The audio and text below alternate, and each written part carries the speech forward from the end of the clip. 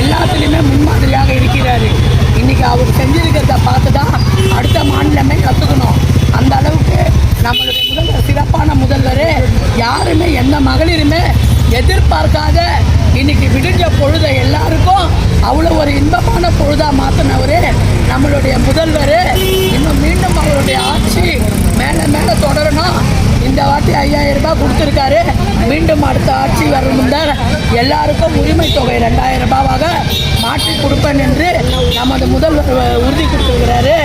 சொல்வதை செய்கிறவர், செய்யாதது சொல்கிறவர் நம்மளுடைய தமிழக முதல்வர். அதனால் இன்னைக்கு நம்ம தமிழகத்தில் உள்ள அனைத்து மகளிர் சார்பாக நமது தமிழக முதல்வர் அவர்களுக்கு மிக்க நன்றி நன்றி நன்றி. வணக்கம், நான் வைதேகி பேசுகிறேன். திருவொற்றியூர்லேருந்து 7வது வார்டுலேருந்து பேசுகிறேன்.